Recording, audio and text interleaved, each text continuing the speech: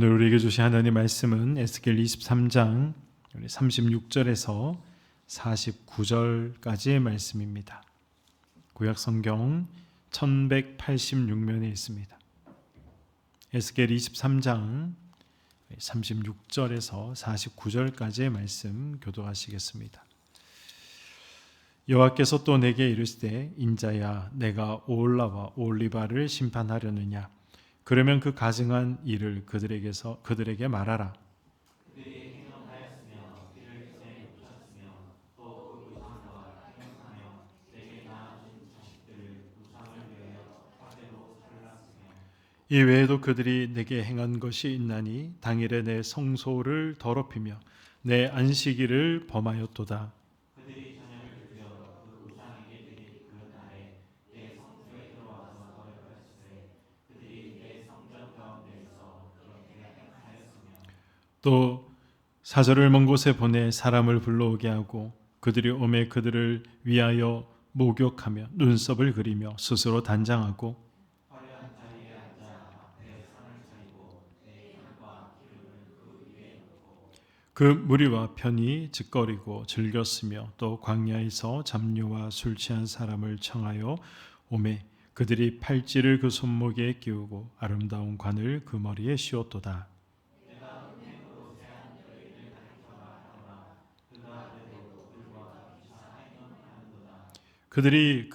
그들이 그에게 나오기를 기생에게 나옴같이 음란한 여인 오홀라와 오홀리바에게 나왔은즉 그에게 단콤한 여자들을 재판함 같이 재판하며 때를 흘린 여인을 재판함 같이 재판하니 그들은 단콤한 여자들이요 또 피가 그 손에 묻혔으나 주 여호와께서 이같이 말씀하셨느니라. 그들에게 무리를 올려보내 그들이 공포와 약탈을 당하게 하라. 우리가 그들을 돌로 치며 칼로 죽이고 그 자녀도 죽이며 그 집을 불사하리라. 이같이 내가 이 땅에서 음란을 그치게 한즉 모든 여인이 정신이 깨어 너희 음행을 본받지 아니하리라. 그들이 너희 음란으로 너희에게 보응한즉 너희가 모든 우상을 위하던 죄를 담당할지라. 내가 주 여호와인 줄을 너희가 알리라 하시니라. 아멘. 네, 우리 설 명절 잘 보내셨습니까? 네, 우리 또 명절 후에 많이 피곤하시지만 또 오늘 밤 나오셔서 또 함께 기도하시고 또 하나님의 말씀 앞에 우리 모인 우리 모두가 또 우리 교회를 뛰게 하는 기도의 심장이요 하나님께서 보시기에 기뻐하시는 또 그러한 모습이라 생각을 합니다. 지킬 박사와 하이드라는 소설을 다들 잘 알고 계시리라 생각을 합니다. 내용은 대충 아시죠? 낮에는 존경받는 의사지만 밤에는 사악한 그런 이제 이 하이드가 되어서 이 악한 인간으로 변한다는 어떤 인간의 이중성 이런 것들을 다루고 있는 소설이 지킬 박사와 하이드라는 소설의 내용입니다. 몇 해 전에 기회가 있어서 뮤지컬로 이제 했던 적이 있는데 그때 한번 보러 간 적이 있습니다. 뮤지컬을 보면서 그런 생각을 많이 했습니다. 나는 과연 다른 사람인가? 이 낮에는 존경받는 의사로 살아가지만 그러나 또 밤에는 이 사악한 그런 이제 악인으로 살아가는 그런 소설 속 또 뮤지컬 속의 주인공을 보면서 나는 다른가라는 그러한 질문들을 끊임없이 던졌던 기억이 있습니다. 저뿐만 아니라 아마 신앙생활을 하는 분들이라면 또 믿음을 가진 분들이라면 이런 소설이나 뮤지컬을 보지 않더라도 나는 다른가 이런 질문들을 우리는 종종 할 때가 있으리라 생각을 합니다. 오늘 본문이 바로 그 부분을 지적하고 있는 것이죠. 교회 안과 밖의 모습 혹은 또 사람들에게 보여지는 모습과 또 사람들의 모르는 그런 나의 모습 그런 것들을 하나님께서 지적하고 계신 것입니다. 하나님은 이스라엘 백성들이 성전 밖에서 저지른 죄, 물론 성전 밖에서 저지른 죄도 굉장히 큰 죄죠. 그런데 그런 죄보다 이 성전 안까지 들어오고 가지고 온 이 그들의 두 마음, 이 그들의 두 마음을 하나님께서 더 가증스럽게 여기시고 역겹게 여기신다라는 것을 말씀하고 있습니다. 저도 여러분도 오늘 말씀을 통해서 우리가 교회 안의 모습과 그리고 또 교회 밖에서의 모습, 그러한 모습이 없는지 한번 찾아보시고 우리에게 그런 이중적인 모습이 있다면 오늘 말씀을 통해서 우리의 심령이 다시 한번 더 새로워지는 그런 은혜가 또 저에게도 여러분들에게도 있으시기를 소망합니다. 먼저 본문 38절과 39절의 말씀을 보도록 하겠습니다. 이 외에도 그들이 내게 행한 것이 있나니 당일에 내 성소를 더럽히며 내 안식일을 범하였도다. 그들이 자녀를 죽여 그 우상에게 드린 그날에 내 성소에 들어와서 더럽혔을 때 그들이 내 성전 가운데에서 그렇게 행하였으며. 지금 어떤 말씀을 하고 기록하고 있습니까? 하나님께서 지금 이 오홀라와 오홀리바의 죄악들을 구체적으로 고발하고 계시는 장면이 기록이 되어 있죠. 어떤 죄들입니까? 자기의 자녀를 죽여서 우상에게 제물로 바쳤다는 것입니다. 그리고 자기의 자식을 우상에게 제물로 바친 그날 그들이 무엇을 했다라고 말씀하고 있습니까? 바로 성전으로 올라와서 하나님 앞에 예배도 드렸다. 바로 이 부분을 하나님께서 지적하고 계신 것입니다. 이 장면, 자기의 자녀를 우상에게 제물로 바치고 그리고 바친 후에는 또 성전에 올라와서 하나님 앞에 예배를 드리는 이 장면을 한번 상상해 보시기 바랍니다. 38절을 보시면 우상에게 자녀를 제물로 바친 당일 성전에 그들이 들어왔다라고 분명히 말씀하고 있습니다. 그날은 또 안식일이었습니다. 안식일을 범하였다라고 말씀하고 있죠. 우리가 안식일을 지키지 않는 것도 안식일을 범하는 것이지만 우리가 안식일을 거룩하게 지키지 않는 것도 안식일을 범하는 것이죠. 하나님께서 바로 그 부분을 말씀하고 있는 것입니다. 안식일에 이 자신의 자녀들을 우상에게 제물로 바친 다음 하나님 앞에 예배 드리러 왔다라는 것. 이것이 무엇을 의미합니까? 이것이 의미하는 것은 물론 이제 먼저 거리적으로 생각해 보시기 바랍니다. 만약에 우상에게 자식을 제물로 바치는 장소가 굉장히 먼 거리에 있었다면 우상에게 자식을 바치고 하나님의 성전에 나와서 또 예배를 드리는 그것은 쉬운 일이 아니죠. 그런데 이 말은 자식을 우상의 제물로 바친 다음 또 안식일을 지키기 위해서 성전에 나왔다라는 것은 성전과 그리고 우상이 있던 장소, 자기 자녀를 제물로 바치던 장소가 멀리 있지 않았다는 것입니다.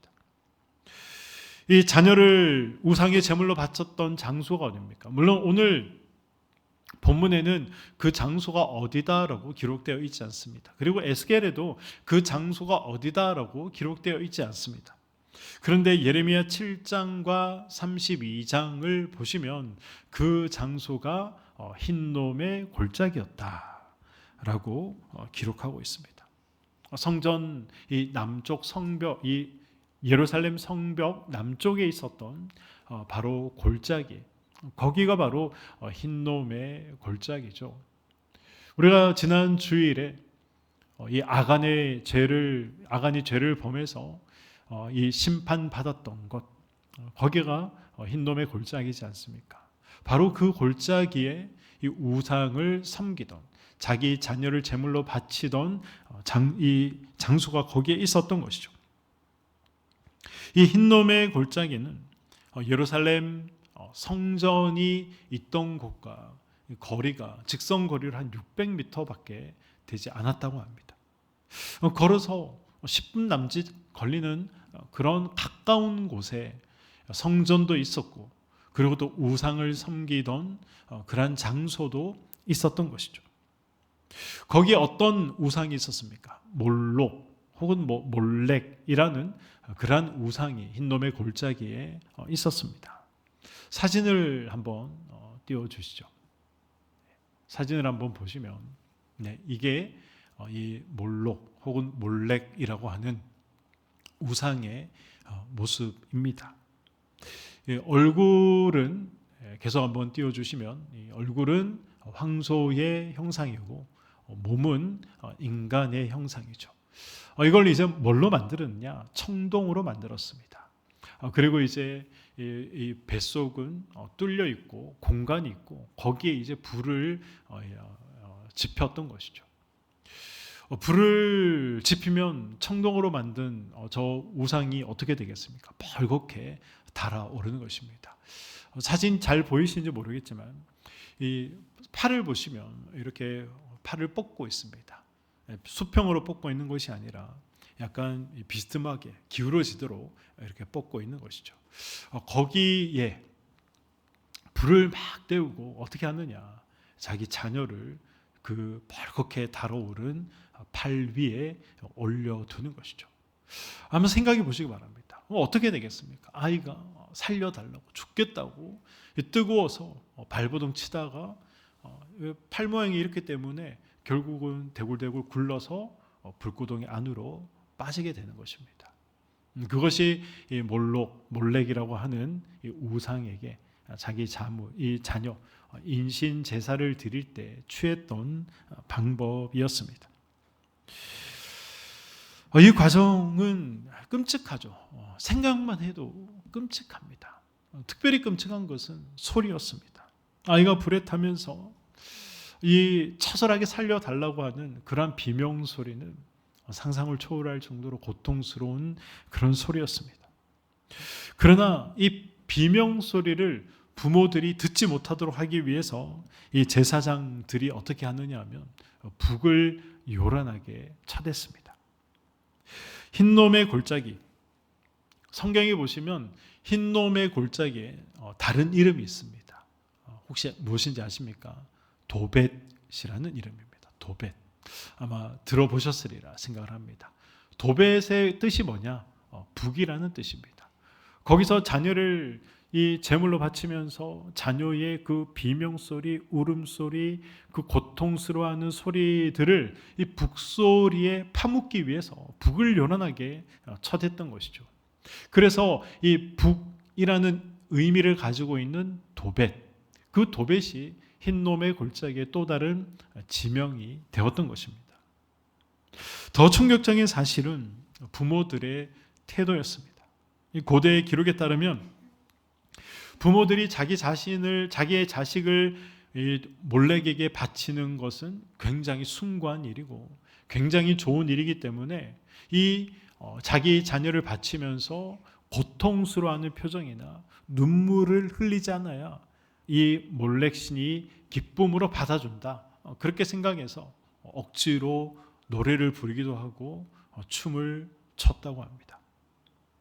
우상 숭배가 그런 것이 아니겠는가? 설교를 준비하면서 굉장히 충격적인 사실이지만 이게 우상 숭배의 실체구나라는 것을 생각해 봤습니다. 하나님께서 주신 모성애, 하나님께서 주신 부성애, 이러한 것들을 마비시켜버리는 광기가 우상 숭배였던 것이죠. 자신의 창조주이고 또 진정한 아버지의 가슴에 대못을 받는 폐륜, 행위, 그것이 우상 숭배 아니겠습니까? 한번 상상해 보시기 바랍니다. 방금 전까지 내 아이가 죽는다 소리쳤고 그리고 불구덩이 속에 들어가서 이제 재로 변했는데 그 타 죽어가는 냄새를 맡고 또 그 비명소리를 들었던 부모 아니겠습니까? 그 북소리가 아직 자녀의 비명소리가 귓가에 쟁쟁함에도 불구하고 어떻게 했다는 것입니까? 성전에 또 올라가서 하나님 앞에 예배를 드렸다는 것입니다. 그 모든 제들을 털어버리고 나는 하나님을 찬양합니다. 하나님을 예배합니다. 그렇게 성전에 올라갔던 것이죠. 하나님께서 에스겔에게 그들이 내 성소를 더럽혔다 하신 이유가 바로 이것인 것이죠. 이건 하나님을 모독하는 행위죠. 하나님을 조롱하는 행위입니다. 하나님께서 지금 이스라엘 백성들이 단순히 죄를 지었기 때문에 그들에게 벌하겠다, 징계를 내리겠다, 내 성소를 더럽혔다, 그렇게 말씀하고 있는 것이 아닙니다. 그들이 하나님 앞에 예배 드리기 전에 단순한 죄가 아니죠. 우상을 숭배하던 그 모습 그대로 다시 하나님 앞에 안식일을 지키기 위해서 나와서 예배를 드리는 모습, 하나님 앞에는 너무나도 역겨운 것이고 가증스러운 그런 죄를 범하고 있었던 것입니다. 그렇다면 왜 이스라엘 백성들이 예루살렘에 살고 있던 이 부모들이 이런 죄를 범했겠습니까? 이유가 무엇입니까? 그것은 그들에게 유일한 신이 하나님이 아니었기 때문에 그렇습니다. 여러 신들 중에 하나님도 그저 여러 신 중에 한 신으로 생각을 했던 것이죠. 그래서 몰렉이 나의 소원을 들어주지 않으면 혹시 하나님이라도 들어주지 않을까 해서 몰렉에게 자녀를 바치고 또 성전에 올라와서는 소를 바치고 양을 바치는 그러한 일을 했던 것입니다. 하나님이 일종의 보험이었던 것이죠. 이러한 모습이 혹시 저와 여러분의 모습은 아닌지 우리는 생각해 볼 필요가 있습니다. 고대인들이 자식을 이 몰록에게 바친 이유는 단순히 그들이 우리보다 더 잔인해서가 아닙니다. 내 자식을 희생하면서까지 나의 성공을 위해서 나의 번영이 더 중요하기 때문에 그렇게 했던 것입니다. 자녀의 자녀의 생명보다 나의 성공이, 나의 미래가 훨씬 더 중요하게 생각되어졌던 것이죠. 물론 우리는 이 말씀을 보면서 요즘 자녀를 이런 식으로 우상에게 제물로 바치는 사람은 아무도 없기 때문에 이것은 우리와 전혀 상관이 없는 내용이다라고 생각을 할 수가 있습니다. 그러나 우리가 세상의 성공이나 또 부모의 대리 만족이라는 그런 뜨거운 불판 위에 자녀를 올려놓을 때가 얼마나 많이 있습니까? 그리고 지금도 올려놓는 부모들이 여전히 많이 있습니다. 자녀가 신앙생활할 그러한 틈도 시간도 없지만 그럼에도 불구하고 주일날 학원은 열심히 보내지 않습니까? 성적이 떨어지면 인격적인 모독을 할 때가 있지 않습니까? 자녀의 영혼을 바짝 태워버리는 그러한 모습이 우리에게도 있었고 또 지금도 있을지도 모릅니다. 우리는 그때마다 그런 이야기를 하죠. 그게 나 좋자고 하는 일이냐? 자녀가 잘 되기 위해서 하는 것 아닙니까? 라고 우리가 그러한 변명들을 하나님 앞에 늘어놓을 수 있습니다. 합리화할 수 있습니다. 그러나 더 깊은 우리의 내면을 보면 자식이 이 정도는 성공해야 나의 체면이 서지 않겠는가?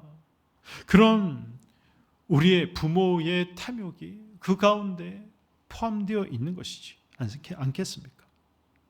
이것이 바로 이 자녀의 영혼을 세상의 몰록에게 바치는 현대판 인신 제사가 아니고 무엇이겠습니까?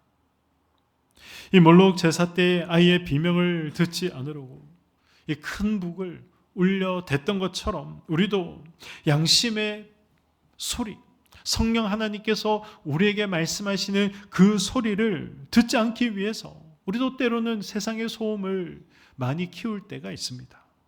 죄를 지을 때마다 성령께서 그것이 아니야, 그러면 안 돼, 그 길이 아니야 라고 우리의 마음에 성령께서 말씀하시지만 우리는 합리화의 북소리를 크게 울릴 때가 많이 있습니다. 남들도 다 이렇게 하는데 딱 이번 한 번만 하고 다음부터는 하나님께서 원하시는 방법대로 살아가지. 이 세상을 살려면 어쩔 수 없잖아. 이런 식으로 우리가 합리화의 북소리를 낼 때가 얼마나 많이 있습니까? 우리는 또한 바쁨과 쾌락의 북소리를 내면서 우리의 죄책감을 덮을 때도 있습니다. 우리 마음속에 공허함을 덮고자 할 때도 있습니다. 스마트폰, 또 넷플릭스, 이런저런 또 바쁜 일상들, 잠시라도 조용히 있으면 그런 이 영혼의 비명소리가 들릴까 봐 우리는 끊임없이 무언가를 틀어놓고 또 우리의 정신을, 마음을, 생각을 엉뚱한 곳에 몰입시킬 때가 굉장히 많이 있는 것이죠. 이스라엘은 몰록에게 제사를 드린 후에 그 즉시 다시 성전에 올라가서 하나님께 예배를 드렸습니다. 이것은 하나님을 사랑해서가 아니죠. 앞서 말씀드린 것처럼 이 몰록이 나의 기도를 들어주지 않으면 하나님이라도 들어주시겠지. 그런 생각으로 하나님 앞에 나아갔던 것입니다. 우리도 이런 마음이 있습니다. 교회에 나와서 열심히 헌신하고 열심히 봉사하고 열심히 헌금하면 하나님께서 이것을 봐서라도 나의 기도를 들어주시겠지. 그런 생각들이 많이 있습니다. 그런데 내 뜻대로 되지 않으면 하나님을 원망하고 교회를 비난하고 신앙의 자리를 떠나버리는 사람들, 저는 지금까지 종종 봐왔습니다. 우리가 하나님 앞에 예배 드리는 것, 우리가 하나님을 섬기는 것, 그것이 거래의 마음이라면 세상에서 또 세상 방식으로 불법과 또 탈법의 그러한 일들을 일삼으면서 나의 이익을 챙긴다면, 그럼에도 불구하고 또 교회에 와서는 죄책감 없이 예배를 드리고 또 하나님 앞에 예물을 드리고 있다면 그것은 우리가 하나님을 인격적인 신으로 섬기고 있는 것이 아니라 내 욕망을 채워주는 또 다른 우상을 섬기고 있다라는 사실을 오늘 성경은 우리에게 말씀하고 있는 것입니다. 일주일 내내 세상 사람들과 똑같은 방식으로 거짓말하고 똑같은 방식으로 미워하고 똑같은 방식으로 헐뜯고 음란을 즐기다가 주일에만 우리가 거룩한 옷을 입고 앉아 있지는 않습니까? 그러한 모습이 우리에게 없는가? 내가 교회에서는 직분자라고 이야기를 하는데 세상에 나아가서는 그 직분의 이름에 걸맞지 않는 그런 행동을 하면서 또 얼마나 많이 살아가는가? 살아가면서 아무 마음의 거리낌이나 죄책감 없이 또 살아가고 있지는 않은가? 저와 여러분들이 반드시 점검해 봐야 할 문제입니다. 하나님은 우리의 일상을 보십니다. 물론 하나님 앞에 나와서 예배 드리는 그 예배 시간도 우리의 중심을 하나님께서 보시죠. 그런데 하나님 앞에 드리는 우리가 형식을 갖추어서 하나님 앞에 드리는 그 예배 시간은 사실 일주일 중에 다 몇 시간 되지 않습니다. 주일 한 번을 생각한다면 7일 중에 하루, 그 하루 중에서도 1시간밖에 되지 않지 않습니까? 하나님께서 무엇을 보십니까?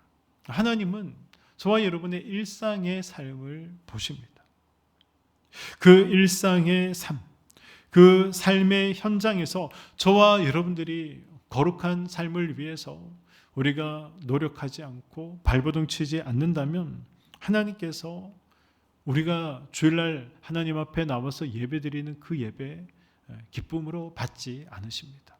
아니 오히려 오늘 38절의 말씀처럼 안식일을 범하였다라고 말씀하십니다.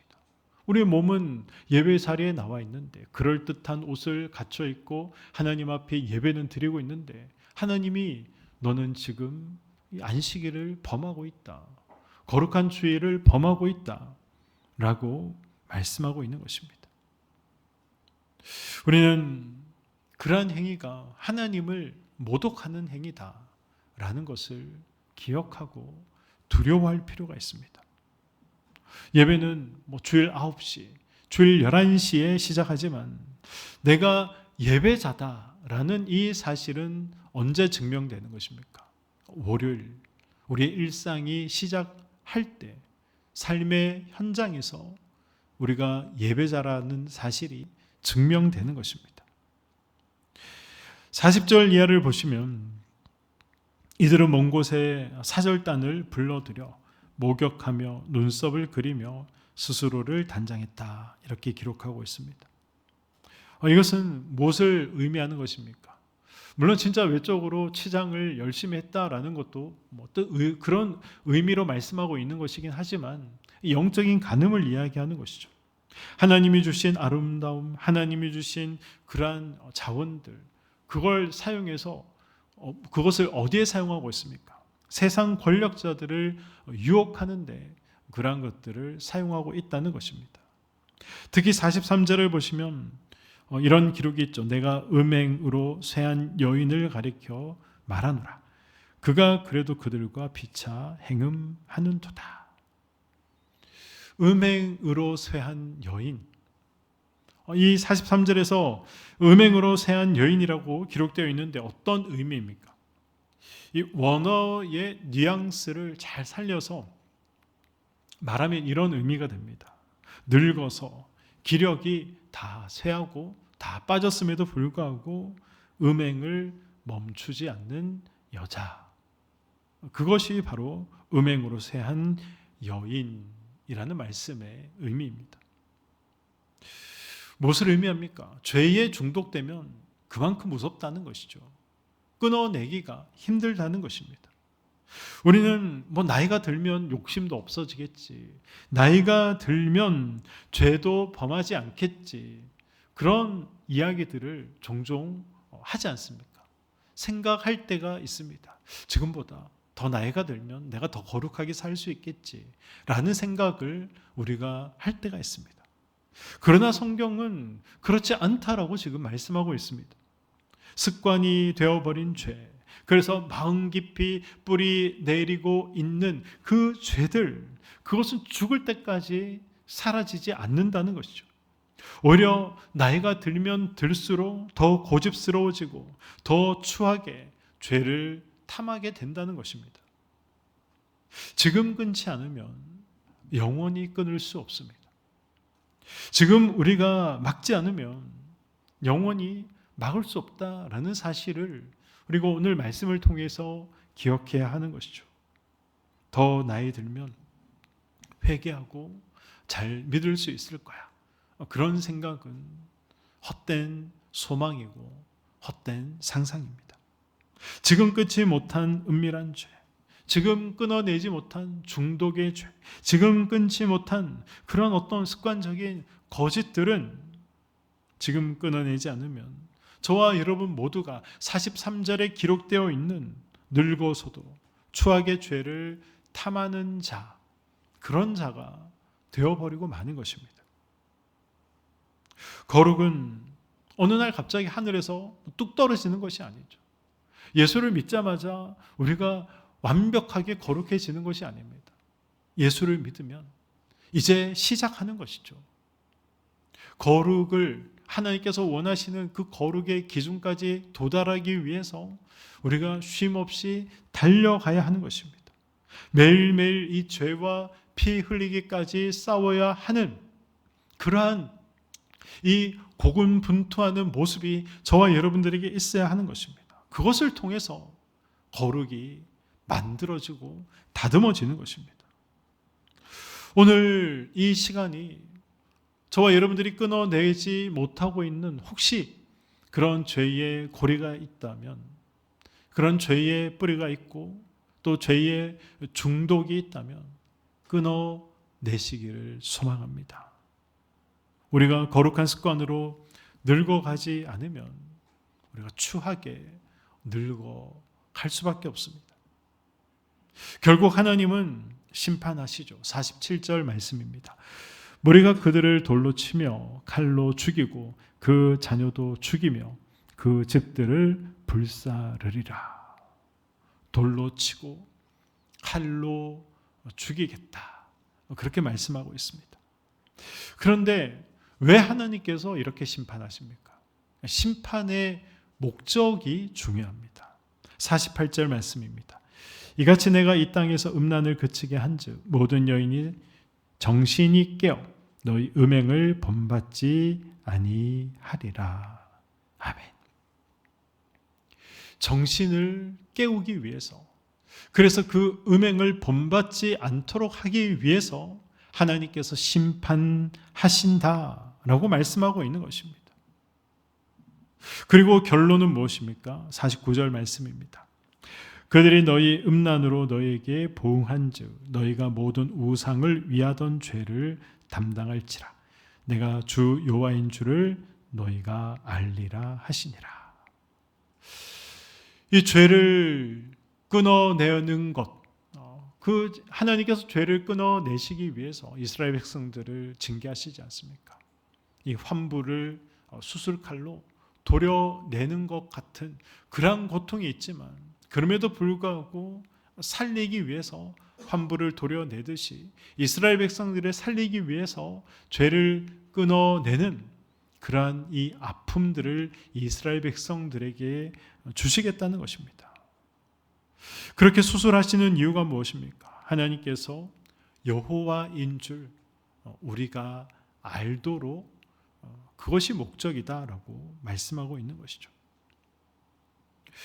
우상이 얼마나 무능력한지 철저히 깨닫게 해서 오직 하나님만이 여호와시다, 처음과 그리고 나중이시다, 스스로 있는 분이시다, 이러한 것들을 깨닫도록 하시기 위한 것, 그것이 하나님께서 심판하시는 목적이요 또 큰 그림인 것입니다.